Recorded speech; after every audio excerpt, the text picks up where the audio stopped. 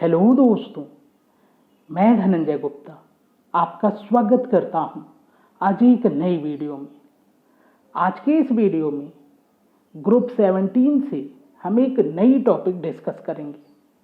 आज के इस वीडियो की हमारी टॉपिक है वर्ग 17 के तत्वों अर्थात हैलोजनों की ऑक्सीजन के प्रति क्रियाशीलता, रिएक्टिविटी टुवर्ड्स ऑक्सीजन।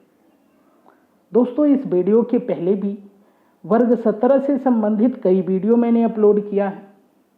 यदि आपने उन वीडियोज को नहीं देखा है तो आपकी सुविधा के लिए मैंने इस वीडियो के डिस्क्रिप्शन बॉक्स में वर्ग 17 से जुड़ी हुई सभी वीडियोज का लिंक बहुत ही सिस्टमेटिक तरीके से आपको प्रोवाइड किया है, जहां से आप चाहें तो सीरियल वाइज सभी वीडियोज को देखकर वर्ग 17 की बेहतरीन तैयारी कर सकते हैं। तो चलिए बिना समय गंवाए आज के इस वीडियो को स्टार्ट करते हैं। हेडिंग लगाते हैं हैलोजनों की ऑक्सीजन के प्रति क्रियाशीलता। हैलोजन ऑक्सीजन से संयोग करके अनेक ऑक्साइड बनाते हैं, परंतु इनमें से अधिकांश अस्थायी होते हैं। तो चलिए देखते हैं कि हैलोजन मुख्य रूप से कौन से ऑक्साइड बनाते हैं। यहाँ पर एक टेबल में मैंने हैलोजनों के ऑक्साइड्स को दिखाया है। कई बार आप किसी दूसरी बुक में या फिर किसी दूसरी वीडियोज में देखेंगे तो आपको इससे अधिक ऑक्साइड दिखाए गए होंगे। उससे आपको परेशान होने की ज़रूरत नहीं है। फिलहाल आपको इतने ही ऑक्साइडों को पढ़ना है। आप अपनी एनसीईआरटी बुक को भी चेक कर सकते हैं। तो चलिए बात करते हैं और समझते हैं हैलोजनों के ऑक्साइड्स को। सबसे पहले हम बात करेंगे फ्लोरीन के ऑक्साइडों की। तो फ्लोरीन के केवल दो ही ऑक्साइड हैं यहाँ पर, OF2 और O2F2, और इन दोनों ही ऑक्साइडों में फ्लोरीन की ऑक्सीकरण अवस्था -1 है। ऐसा क्यों है? तो आप जानते हैं कि फ्लोरीन केवल ऋण 1 ऑक्सीकरण अवस्था ही प्रदर्शित करती है। केवल एक ऐसा अपवाद होता है जिसके बारे में मैंने आपको पिछले वीडियो में बताया था। यहाँ पे मैं आप चाहता हूँ कि आप कमेंट बॉक्स में उस अपवाद को लिखें जहां पे फ्लोरीन की ऑक्सीकरण संख्या धन 1 हो जाती है। ऋण 1 ऑक्सीकरण अवस्था प्रदर्शित करने का क्या कारण है, इसको भी हम लोग पिछले वीडियो में डिस्कस किए हुए हैं। क्योंकि यह सर्वाधिक विद्युत ऋणात्मक परमाणु है और इसके महत्तम को उसमें 7 इलेक्ट्रॉन है, इसलिए यह केवल -1 ऑक्सीकरण अवस्था ही प्रदर्शित करती है। तो इन दोनों ही ऑक्साइडों में फ्लोरीन की ऑक्सीकरण अवस्था -1 है। तो चलिए इस बात को यहाँ पे लिख देते हैं। फ्लोरीन की केवल 2 ऑक्साइड ही ज्ञात हैं जिनमें फ्लोरीन की ऑक्सीकरण संख्या ऋण 1 होती है। इनमें OF2 ही 298 केल्विन पर स्थायी है। तो इनमें से OF2 स्थायी है और O2F2 केवल निम्न ताप पर ही स्थायी है। जितने भी ऑक्साइड ज़्यादा स्थायी हैं उनको यहाँ पर मैंने ग्रीन कलर से लिखा है। इससे आप समझ सकते हैं कौन कौन से ऑक्साइड अधिक स्थायी हैं। यदि इनके नाम की बात करें तो OF2 को हम कहेंगे ऑक्सीजन डाइफ्लोराइड और O2F2 को कहेंगे डाई ऑक्सीजन डाइफ्लोराइड। यहाँ पे हम नाम में ऑक्साइड नहीं बल्कि फ्लोराइड का उपयोग कर रहे हैं, जिसका कारण होता है कि फ्लोरीन की विद्युत ऋणात्मकता ऑक्सीजन से अधिक होती है और आप जानते हैं आइड हमेशा उस परमाणु के साथ लगाते हैं जिसकी विद्युत ऋणात्मकता अधिक हो। अब यदि हम बात करें क्लोरीन के ऑक्साइडों की तो आप देख सकते हैं कि क्लोरीन के ऑक्साइडों की संख्या सबसे अधिक है। तो इस बात को आपको ध्यान रखना है कि सभी हैलोजनों में सबसे ज्यादा ऑक्साइड क्लोरीन के होते हैं। क्लोरीन के कुछ प्रमुख ऑक्साइड्स को देखें तो Cl2O, Cl2O3, ClO2, Cl2O6, Cl2O7, जिनके नाम यदि आप लिखना चाहें तो आप लिखेंगे chlorine monoxide, chlorine trioxide, chlorine dioxide, chlorine hexaoxide, chlorine heptaoxide. और इनमें यदि हम क्लोरीन परमाणु की ऑक्सीकरण संख्या को देखें तो यहाँ पर क्लोरीन और ऑक्सीजन में ऑक्सीजन की विद्युत ऋणात्मकता अधिक होती है। तो यहाँ पर ऑक्सीजन की ऑक्सीकरण अवस्था ऋण 2 होगी, जबकि यहाँ पर फ्लोरीन ज्यादा विद्युत ऋणात्मक है तो फ्लोरीन की ऑक्सीकरण अवस्था ऋण 1 हो जाती और ऑक्सीजन की ऑक्सीकरण अवस्था धनात्मक संख्या होती। लेकिन यहाँ पर ऑक्सीजन ही ज़्यादा विद्युत ऋणात्मक है, तो ऑक्सीजन की ऑक्सीकरण अवस्था ऋण 2 होगा। और इस आधार पे आप क्लोरीन की ऑक्सीकरण संख्या को निकाल सकते हैं। जैसे यहाँ पे निकालेंगे आप तो धन 1 आएगा, आप निकाल के चेक कर सकते हैं। यहाँ पे आप निकालेंगे तो धन 3 आएगा। इसी प्रकार बाकी का आप निकाल कर चेक कर सकते हैं। यदि हम बात करें ब्रोमीन के ऑक्साइड की, तो ब्रोमीन के 2 मुख्य ऑक्साइड हैं, Br2O और BrO2, जिसको हम कहेंगे bromine monoxide, bromine dioxide. Iodine के भी 2 ऑक्साइड हैं, बहुत फेमस हैं, I2O4 और I2O5, जिसमें से I2O5 अधिक स्थायी है और यह बहुत इंपॉर्टेंट ऑक्साइड भी है। इसका एक बहुत इंपॉर्टेंट उपयोग हम लोग इस वीडियो में आगे डिस्कस करेंगे। यहाँ पर ब्रोमीन और आयोडीन के ऑक्साइडों में यदि ब्रोमीन और आयोडीन की ऑक्सीकरण अवस्थाएं निकालना चाहें तो ऑक्सीजन यहाँ पर ज़्यादा विद्युत ऋणात्मक है, तो ऑक्सीजन को ऋण 2 रखकर आप कैलकुलेट कर सकते हैं। तो इस टेबल के अनुसार हम कह सकते हैं कि फ्लोरीन के ऑक्साइडों में फ्लोरीन की ऑक्सीकरण अवस्था ऋण 1 होती है, जबकि क्लोरीन, ब्रोमीन और आयोडीन के जो ऑक्साइड होते हैं इनमें हैलोजन परमाणुओं की ऑक्सीकरण अवस्था धन 1 से धन 7 तक होती है। आप देखिए ऋण 1 ऑक्सीकरण अवस्था में क्लोरीन, ब्रोमीन या आयोडीन का कोई भी ऑक्साइड हमको ज्ञात नहीं है। तो इस बात को हम लिख देते हैं यहाँ पर, क्लोरीन, ब्रोमीन तथा आयोडीन के ऑक्साइडों में हैलोजनों की ऑक्सीकरण संख्या धन 1 से धन 7 तक होती है। क्लियर है? इस टेबल को जब आप देखेंगे तो आपको लग सकता है कि सर धन 2 वाला कॉलम यहाँ पे नहीं दिया गया है, तो धन 2 ऑक्सीकरण अवस्था में कोई ऑक्साइड नहीं होता है, इसलिए धन 2 ऑक्सीकरण अवस्था को हमने यहाँ पर नहीं लिखा है।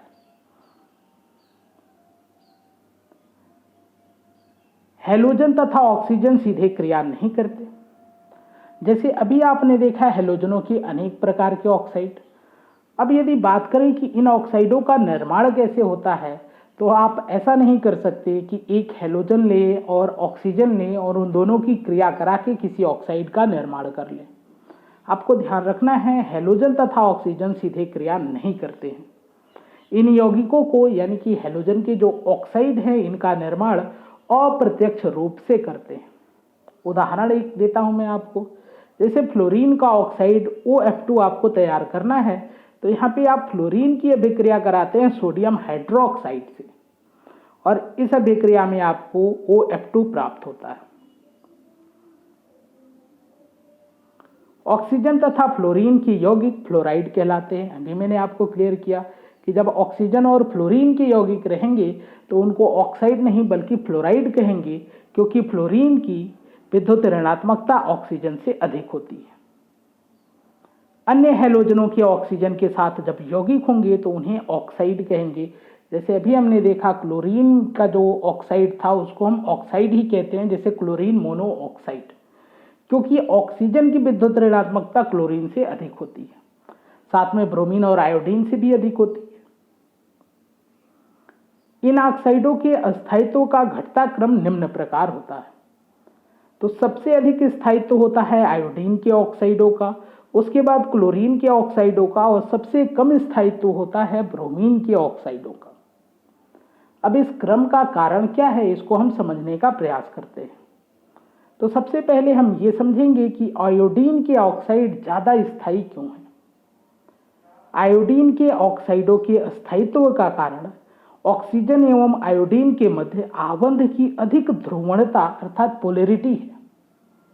अब इसको समझने से पहले आपको एक बात यहाँ पे जानना चाहिए कि हैलोजन के ऑक्साइडों में सहसंयोजक आबंध होते हैं, क्योंकि हैलोजन तथा ऑक्सीजन की विद्युत ऋणात्मकताओं में अंतर बहुत कम होता है, इसलिए यहाँ पर हैलोजन और ऑक्सीजन के बीच में जो आबंध होता है वो सहसंयोजक आबंध होता है।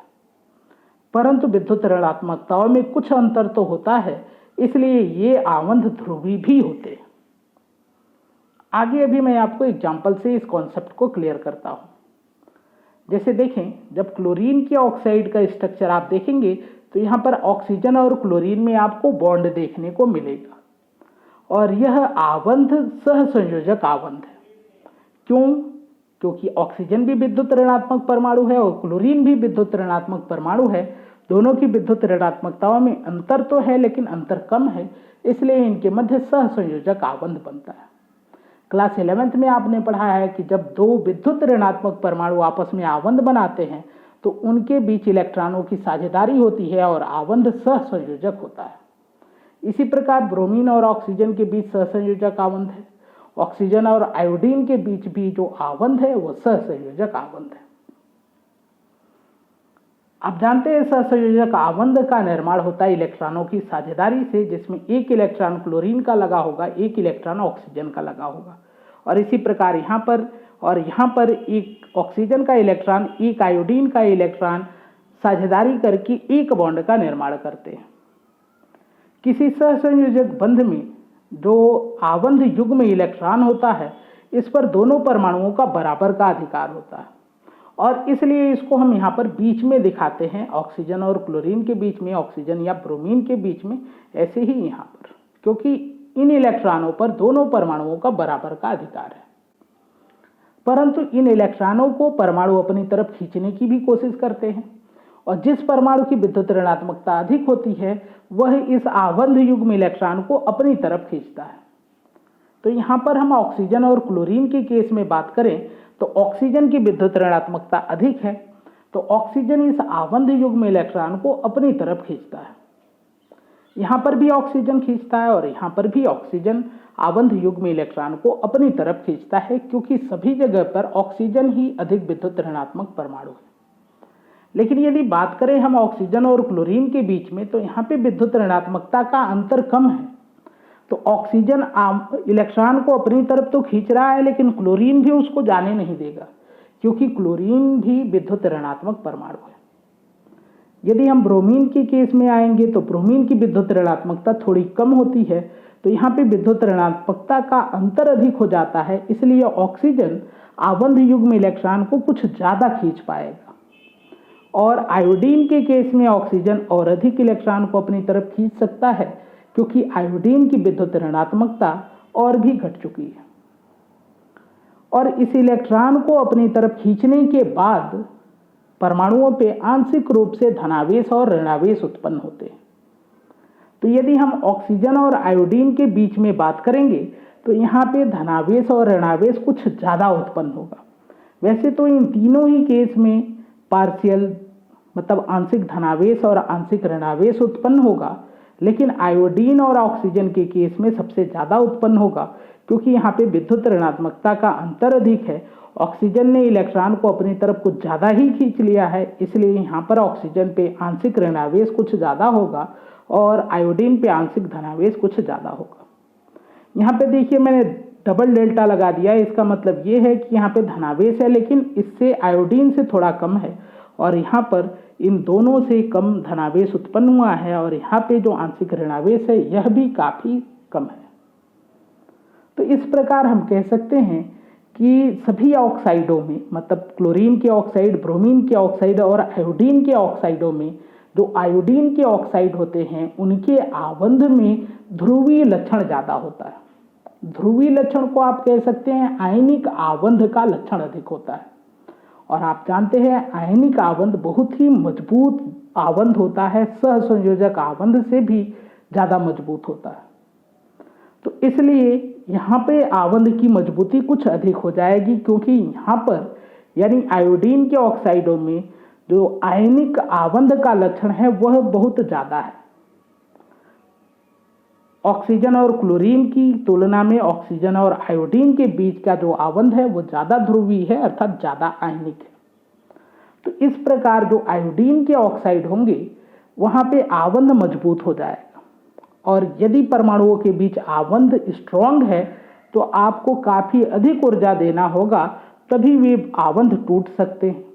तो यदि आयोडीन के ऑक्साइड को आप तोड़ना चाहें, उसको आप अपघटित करना चाहें, तो आपको कुछ ज़्यादा अमाउंट में एनर्जी खर्च करनी पड़ेगी, जबकि क्लोरीन के ऑक्साइड और ब्रोमीन के ऑक्साइड को आप कम एनर्जी से ही अपघटित कर सकते हैं, क्योंकि यहाँ पर आबंध ऑक्सीजन और क्लोरीन या फिर ऑक्सीजन और ब्रोमीन के बीच थोड़ा दुर्बल होता है।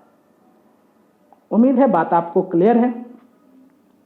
तो आयोडीन एवं ऑक्सीजन के मध्य आबंध में ध्रुवीय लक्षण या आयनिक लक्षण अधिक होता है, अतः ऑक्सीजन और आयोडीन के आबंध प्रबल होते हैं, अर्थात आयोडीन के ऑक्साइड अधिक स्थायी होते हैं। तो जब आप आसानी से अपघटित नहीं कर पा रहे हैं, अपघटित करने में आपको अधिक ऊर्जा की आवश्यकता पड़ रही है, तो इसका सीधा सा अर्थ है कि आयोडीन का ऑक्साइड अधिक स्थायी है। क्लियर है? दूसरे नंबर पे यहाँ पे देखें आप क्रम में क्लोरीन का नंबर है। तो अब यहाँ पर हम समझने का प्रयास करते हैं कि क्लोरीन के ऑक्साइडों का स्थायित्व आयोडीन से कम है लेकिन ब्रोमीन से अधिक क्यों है। तो देखिए यहाँ पर क्लोरीन, ब्रोमीन और आयोडीन के एक एक ऑक्साइडों का हमने उदाहरण लिया है। यदि इनकी संरचनाओं को देखें तो आप देख सकते हैं यहाँ पर क्लोरीन डाइऑक्साइड की संरचना, ब्रोमीन डाइऑक्साइड की संरचना और डाइआयोडीन टेट्राऑक्साइड की संरचना। यहाँ पे आप देख रहे हैं क्लोरीन और ऑक्सीजन परमाणु के मध्य डबल बॉन्ड है, यानी कि पाई बॉन्ड भी होगा, क्योंकि डबल बॉन्ड में एक सिग्मा बॉन्ड एक पाई बॉन्ड होता है। यहाँ पे ब्रोमीन और ऑक्सीजन के बीच पाई बॉन्ड है और यहाँ पे आयोडीन और ऑक्सीजन के बीच पाई बॉन्ड है। अब यहाँ पे पाई बॉन्ड के स्ट्रॉन्गनेस को हम समझते हैं। आप जानते हैं पाई बॉन्ड दो प्रकार से बनते हैं, एक होता है पी पाई बॉन्ड और दूसरा होता है पी पाई डी पाई बॉन्ड। जब दो परमाणुओं की पी ऑर्बिटल एक दूसरे के साथ अक्ष के ऊपर नीचे ओवरलैपिंग करते हैं तो वहाँ पे पी पाई बॉन्ड बनता है। और ऐसे ही पाई बॉन्ड का निर्माण अगर एक परमाणु के पी ऑर्बिटल और दूसरे परमाणु के डी ऑर्बिटल की सहायता से हो तो उस बंध को कहेंगे पी पाई डी पाई बॉन्ड। और ये जो पाई बॉन्ड होते हैं इनकी जो मजबूती होती है, जो स्ट्रांगनेस होती है, वो इस बात पे निर्भर करती है कि परमाणुओं के साइज कैसे हैं।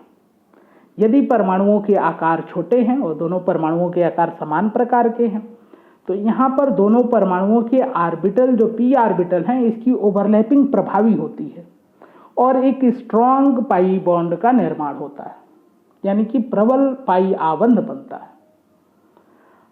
जब परमाणु त्रिज्या बढ़ जाती है, परमाणु के आकारों में अंतर ज़्यादा हो जाता है तो यहाँ पर ओवरलैपिंग प्रभावी नहीं हो पाती है, पाई बंध बन सकता है लेकिन यह पाई आबंध काफ़ी दुर्बल होता है। अब इसका कारण क्या है? तो आप जानते हैं पाई आबंध के लिए ओवरलैपिंग जरूरी है। इस ओवरलैपिंग में एक परमाणु का नाभिक दूसरे परमाणु के इलेक्ट्रॉन को आकर्षित करता है और इसी प्रकार दूसरे परमाणु का नाभिक दूसरे परमाणु के इलेक्ट्रॉन को अपनी तरफ आकर्षित करता है। यदि नाभिकों के बीच की ये जो दूरी है और नाभिकों के बीच की ये दूरी अधिक हो जाएगी तो यहाँ पर इलेक्ट्रॉन, जैसे ये नाभिक है तो ये इसके इलेक्ट्रॉन को अच्छे से आकर्षित नहीं कर पाएगा, जिसके बारे में क्लास 11th में हम लोगों ने डिटेल में डिस्कस किया है। यहाँ पे हम बहुत ज़्यादा डिटेल में नहीं जाएंगे। एक बात आप वैसे ही जानते हैं कि जब परमाणुओं के आकार में अंतर अधिक होता है तो वहाँ पे आबंध दुर्बल होते हैं। तो आप ऐसे समझ सकते हैं कि क्लोरीन और ऑक्सीजन के आकार में अंतर कम है तो आबंध यहाँ पे प्रबल होंगे। ऑक्सीजन और ब्रोमीन के आकार का अंतर ज़्यादा है तो आबंध दुर्बल होंगे। और यहाँ पे आयोडीन और ऑक्सीजन के आकार में अंतर और ज़्यादा है तो आबंध और दुर्बल होना चाहिए, लेकिन ऐसा नहीं है, क्योंकि यहाँ पे जो आबंध है इनमें आयनिक लक्षण बहुत ज़्यादा है, इसलिए आयोडीन और ऑक्सीजन के बीच के जो आबंध हैं वो प्रबल हो जाएंगे क्योंकि इनमें आयनिक लक्षण है, जबकि इन दोनों में आयनिक लक्षण बहुत कम है क्योंकि विद्युत ऋणात्मकताओं का अंतर कम है। तो यहाँ पर हम इस तरह से चेक कर सकते हैं। तो मैंने कहा कि जब परमाणु का आकार बड़ा होता है, जैसे यहाँ पर ब्रोमीन परमाणु का आकार क्लोरीन परमाणु से बड़ा है, तो यहाँ पे जो पाई आबंध बनेगा यह बहुत ही दुर्बल होगा क्योंकि यह नाभिक इस परमाणु के इलेक्ट्रॉन को प्रभावी तरीके से आकर्षित नहीं कर पाएगा, क्योंकि आप देख रहे हैं इस नाभिक से दूसरे परमाणु के इलेक्ट्रॉन के बीच की दूरी अधिक है और यहाँ पे इस नाभिक और दूसरे परमाणु के इलेक्ट्रॉन के बीच की दूरी कम है। और जब यह आकर्षण घट जाएगा तो ओवरलैपिंग घट जाएगी और आबंध दुर्बल हो जाएगी। तो इस आधार पे हम कह सकते हैं कि क्लोरीन की परमाणु त्रिज्या के छोटे होने के कारण क्लोरीन और ऑक्सीजन के मध्य प्रबल पी पाई तथा पी पाई डी पाई बहुआवंध बनता है। और आप जानते हैं यदि यहाँ पर प्रबल आबंध बन रहा है क्लोरीन और ऑक्सीजन के बीच में तो इसके अस्थायित्व भी अधिक होगा, क्योंकि अब इसको तोड़ने के लिए हमको अधिक ऊर्जा की आवश्यकता होगी। यहाँ पर आपको कंफ्यूज नहीं होना है कि सर क्लोरीन और ऑक्सीजन के बीच का आबंध सबसे ज़्यादा प्रबल है। आयोडीन का आबंध, आयोडीन और ऑक्सीजन का आबंध सबसे ज़्यादा प्रबल है, क्योंकि यह आयनिक आबंध है, या आप कहें कि इसमें आयनिक आबंध का लक्षण अधिक है। और यहाँ पे तो सहसंयोजक आबंध ही है। लेकिन इन दोनों में यदि हम बात करें ऑक्सीजन और ब्रोमीन में, क्लोरीन और ऑक्सीजन में, तो यहाँ पर क्लोरीन और ऑक्सीजन के बीच के आबंध ज़्यादा स्ट्रांग होंगे, क्योंकि क्लोरीन और ऑक्सीजन दोनों की परमाणु त्रिज्याएं छोटी हैं, जबकि ब्रोमीन की परमाणु त्रिज्या बड़ी है, इसलिए उसके और ऑक्सीजन के बीच का आबंध दुर्बल हो जाएगा। तो इस प्रकार से दूसरे नंबर पे स्थान आ जाता है क्लोरीन के ऑक्साइडों का। अब थोड़ी सी चर्चा करते हैं कि ब्रोमीन के ऑक्साइड सबसे कम स्थायी क्यों होते हैं। तो इसका कारण आप पहले ही समझ चुके होंगे, क्योंकि ब्रोमीन और ऑक्सीजन की विद्युत ऋणात्मकताओं का अंतर कम है, इसलिए यहाँ पर ध्रुवीय लक्षण या आयनिक लक्षण भी कम है। और दूसरी बात कि ब्रोमीन की परमाणु त्रिज्या और ऑक्सीजन की परमाणु त्रिज्या में अंतर अधिक है, इसलिए जो आबंध है ये दुर्बल भी हैं। ब्रोमीन के ऑक्साइडों में ध्रुवीय लक्षण कम होता है तथा बहुआबंध भी दुर्बल होते हैं, अतः ब्रोमीन के ऑक्साइड सबसे कम स्थायी होते हैं। उम्मीद है ये पॉइंट आपको क्लियर हो गया है स्थायित्व का। अब हैलोजन के ऑक्साइडों से संबंधित कुछ पॉइंट्स को हम ऐसे ही पढ़ेंगे और इसको ऐसे ही आप याद रखेंगे। जैसे हैलोजनों के सभी ऑक्साइड प्रबल आक्सीकारक होते हैं। ये सामान्यतः, यहाँ पे दो बार लिख दिए हैं, प्रायः आप हटा दीजिएगा, ये सामान्यतः अपने ऑक्सीजन परमाणु का संयोग दूसरे पदार्थों से कराकर उनका ऑक्सीकरण करते हैं। तो जितने भी ऑक्साइड होते हैं हैलोजनों के, ये ऑक्सीकारक होते हैं, क्योंकि ये अपने ऑक्सीजन को दूसरे पदार्थों को दे देते हैं और दूसरे पदार्थ इनके ऑक्सीजन को ग्रहण करके ऑक्सीकृत हो जाते हैं। और आप जानते हैं वे पदार्थ जो दूसरे पदार्थों का ऑक्सीकरण कराते हैं उनको हम ऑक्सीकारक कहते हैं। या फिर आप ऐसे भी पढ़े होंगे कि जिनका अपचयन होता है उन्हें ऑक्सीकारक कहते हैं। और जब ये अपना ऑक्सीजन त्याग कर रहे हैं तो ऑक्सीजन त्याग करने को अपचयन कहते हैं। और इस आधार पे कहेंगे हैलोजनों के ऑक्साइड जो होते हैं वे प्रबल ऑक्सीकारक होते हैं। फ्लोरीन का ऑक्साइड विशेष रूप से जो O2F2 है, यह फ्लोरीनी कारक है, फ्लोरीनन कारक है, जिसको आप अंग्रेजी में कहेंगे फ्लोरीनेटिंग एजेंट है। अब ऐसा क्यों है? क्योंकि यह जो ऑक्साइड है यह ऑक्सीजन परमाणु को दूसरे पदार्थ को नहीं देता है, बल्कि अपने फ्लोरीन परमाणु को दूसरे पदार्थ को देता है। और आप जानते हैं कि फ्लोरीन एक प्रबल विद्युत ऋणात्मक परमाणु है, तो यदि कोई पदार्थ फ्लोरीन को ग्रहण करता है तब भी उसका ऑक्सीकरण हो जाएगा। क्योंकि आपने क्लास 11th में, क्लास 10th में पढ़ा होगा कि ऑक्सीजन ग्रहण करने को भी ऑक्सीकरण कहते हैं, या फिर किसी प्रबल ऋण विद्युतीय परमाणु को ग्रहण करने को भी ऑक्सीकरण कहते हैं, या प्रबल ऋण विद्युतीय परमाणु के अलग होने को अपचयन कहते हैं। तो यह अपने फ्लोरीन परमाणु को दूसरे पदार्थ को देता है, इसलिए इसको हम कहेंगे फ्लोरीनन कारक। और फ्लोरीन को दूसरे पदार्थ के साथ जुड़ जाने के बाद इसका अपचयन हो जाएगा और उस दूसरे पदार्थ का ऑक्सीकरण हो जाएगा, इसलिए इसको ऑक्सीकारक भी कहेंगे। तो क्योंकि यह अपना फ्लोरीन परमाणु दूसरे पदार्थ को देकर उसका ऑक्सीकरण कराता है, इसलिए इसको फ्लोरीनन कारक कहते हैं। O2F2 का प्रयोग नाभिकीय रिएक्टर में प्लूटोनियम को हटाने में किया जाता है। तो कई बार नाभिकीय रिएक्टर में प्लूटोनियम, जिसका फार्मूला Pu होता है, अवांछित रूप से बन जाता है। यह एक रेडियो एक्टिव तत्व है, तो इसको हटाना पड़ता है। तो हटाने के लिए हम नाभिकीय रिएक्टर में डालते हैं O2F2। O2F2 अपने फ्लोरीन परमाणु को प्लूटोनियम को डोनेट करता है और इसको ऑक्सीकृत करता है। इससे निर्माण होता है PuF6 का, और इस रूप में इसको आसानी से नाभिकीय रिएक्टर के बाहर निकाल लिया जाता है। जबकि प्लूटोनियम को रेडियो एक्टिव होने के कारण प्लूटोनियम को निकालना काफी कठिन होता है। ClO2 का उपयोग कागज, वस्त्र उद्योगों में विरंजक के रूप में किया जाता है तथा जल के शोधन में भी इसका उपयोग किया जाता है। आप जानते हैं ClO2 एक प्रबल आक्सीकारक है और आक्सीकारकों का उपयोग विरंजक के रूप में किया जा सकता है। और क्लोरीन है यहाँ पर, तो क्लोरीन की वजह से ये बहुत अच्छा विरंजक का कार्य करता है और साथ ही क्लोरीन की वजह से ही इसका उपयोग जल के शोधन में भी किया जाता है। I2O5 का उपयोग कार्बन मोनोऑक्साइड के आकलन में किया जाता है। तो ये बहुत इंपॉर्टेंट पॉइंट है कि I2O5 का उपयोग कार्बन मोनोऑक्साइड के आकलन में किया जाता है। यानी कि जब आपको ये चेक करना हो कि कहीं पे कार्बन मोनोऑक्साइड गैस बन रही है या नहीं बन रही है, कितनी मात्रा है, तो वहाँ पे आप I2O5 की सहायता ले सकते हैं। कैसे लेते हैं उसके बारे में डिटेल में हम लोग कभी दूसरी वीडियो में बात करेंगे। तो दोस्तों ये थी आज की वीडियो। उम्मीद है आज की वीडियो आपको पसंद आएगी। यदि वीडियो पसंद आए तो वीडियो को लाइक जरूर करें, अपने दोस्तों के साथ शेयर करें, हमारे इस चैनल को सब्सक्राइब करके बेल आइकन को प्रेस कर लें, क्योंकि मैं डेली ऐसी वीडियो आपके लिए अपलोड करता हूं तो आपको नोटिफिकेशन टाइम से मिलता रहेगा।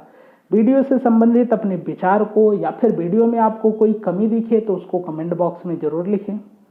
आज की ये वीडियो देखने के लिए, हमारे इस चैनल से जुड़ने के लिए आपका धन्यवाद।